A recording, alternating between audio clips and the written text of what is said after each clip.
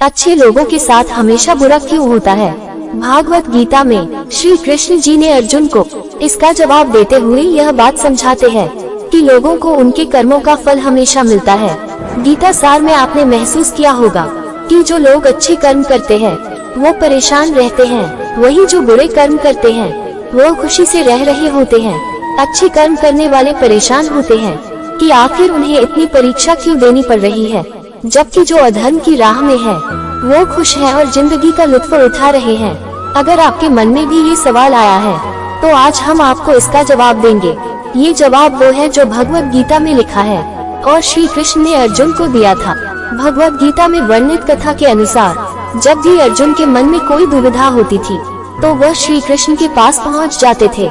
एक बार की बात है, अर्जुन ने भगवान श्री कृष्ण के समीप आकर कहा कि वह दुविधा में है और इसका जवाब वो श्री कृष्ण से चाहते हैं। श्री कृष्ण ने पूछा कि क्या सवाल है?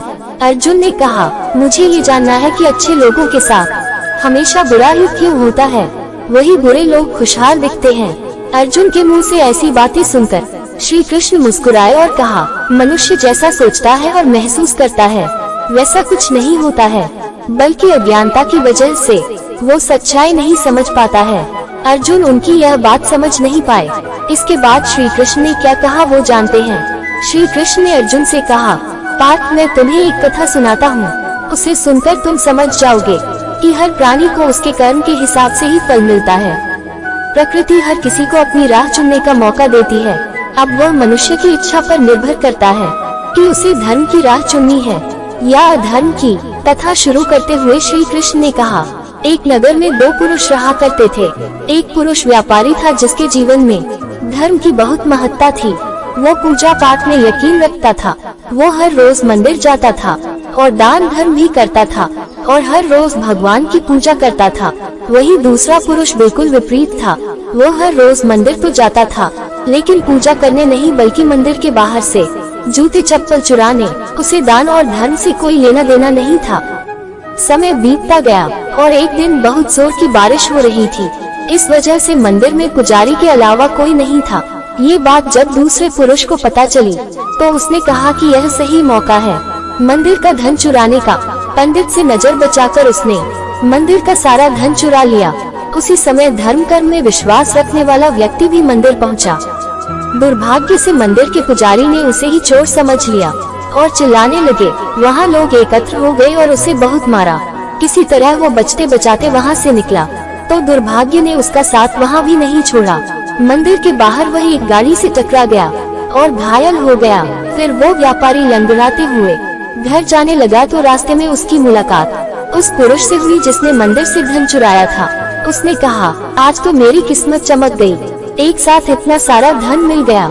ये सब देखकर उसे बहुत बुरा लगा और उसने अपने घर से भगवान की सारी तस्वीरें निकाल दी। कुछ सालों बाद दोनों पुरुषों की मृत्यु हो गई। मरने के बाद जब दोनों यमराज की सभा में पहुँचे और भले पुरुष ने दूसरे व्यक्ति को देखा तो उसे बहुत गुस्सा आया। उसने क्रोधित होकर यमराज से पूछ ही लिया, मैं तो हमेशा अच्छे कर्म करता था, दान में विश्वास रखता था, उसके बदले जीवन भर मुझे अपमान और दर्द ही मिला और इस व्यक्ति को नोटों से भरी पोटली, आखिर ऐसा भेदभाव क्यों? इस पर यमराज ने कहा, पुत्र, तुम गलत समझ रहे हो। जिस दिन तुम्हारी गाड़ी से टक्कर हुई थी वो दिन तुम्हारे जीवन का आखिरी दिन था, परंतु तुम्हारे अच्छे कर्मों की वजह से तुम्हारी मौत सिर्फ एक छोटी सी चोट में बदल गई। तुम इस दुष्ट व्यक्ति के बारे में जानना चाहते हो।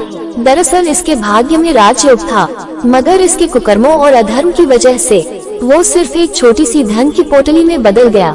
कथा सुनाने के बाद श्री कृष्ण अर्जुन से कहते हैं, पार्थ, क्या अब तुम्हें तुम्हारे सवाल का जवाब मिल गया? ऐसा सोचना कि भगवान तुम्हारे कर्मों को नजरअंदाज कर रहे हैं, ये बिल्कुल भी सत्य नहीं है। भगवान हमें कब क्या किस रूप में दे रहा है मनुष्य को समझ में नहीं आता है, मगर आप अच्छे कर्म करते रहे तो भगवान की कृपा हमेशा बनी रहती है।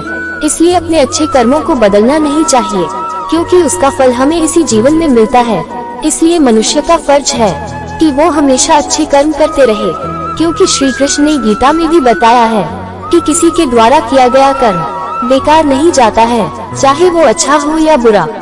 दोस्तों, अगर आपको हमारी वीडियो अच्छी लगी हो तो वीडियो को लाइक करके अभी हमारे चैनल को सब्सक्राइब कर लीजिए, ताकि हमारी हर वीडियो आप तक पहुंच सके। धन्यवाद। जय श्री कृष्ण।